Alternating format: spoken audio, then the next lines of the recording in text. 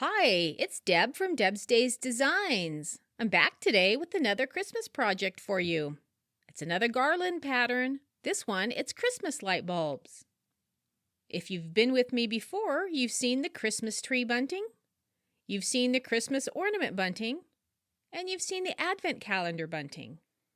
Now it's the Christmas lights.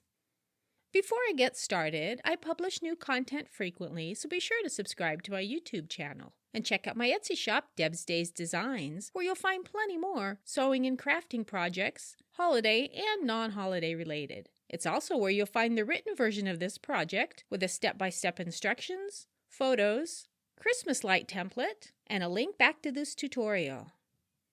Alright, let's get this project started. Along with your regular sewing supplies for this project, you'll need fabrics for the light bulbs, fabric strips for the tops, cotton batting, jute or twine, pinking shears, and the light bulb template. If you haven't had a chance to pick up the pattern, I've added a link in the description below this video where you can get it. First, cut out your paper templates. Place a piece of Christmas light fabric with the right side of the fabric facing down, wrong side of the fabric facing up. Place a layer of batting on top and align it with the shorter end of the fabric. Fold the other half of the fabric over the top of the batting with the right side of the fabric facing up.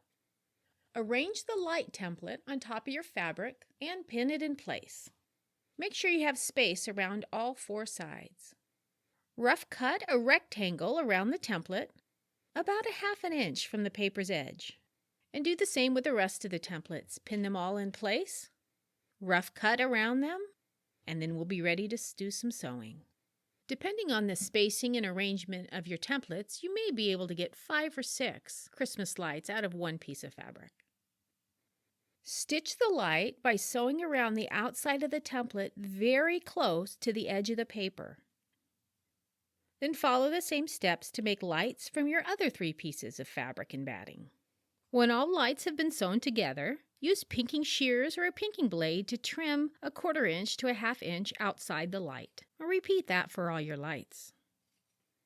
To make the tops, fold the strip in half lengthwise with the wrong sides of the fabric facing each other.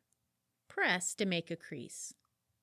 Open it back up, fold one side to the midpoint crease, and press it. Fold the other side to the midpoint crease and press it. Fold the entire piece over and press it. Top stitch about 1/8 inch from the edges all the way around and across the fabric strip. Cut the strip into 3-inch pieces. Fold the strip in half, making a loop. Place the raw edges of the loop on the top of the front and back of the light bulb. Stitch across to hold in place.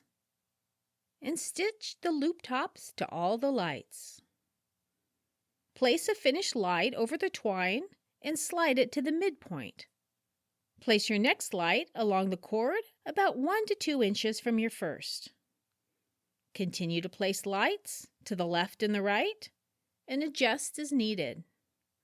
Tie some loops on each end of the twine for hanging. And just like that, you have another cute Christmas garland or bunting or tree decoration. If you'd like to see more projects like this one, don't forget to subscribe to my YouTube channel. And check out my Etsy shop, Deb's Days Designs, for plenty more holiday and non-holiday sewing and crafting projects. Thanks for watching and see you next time with another project.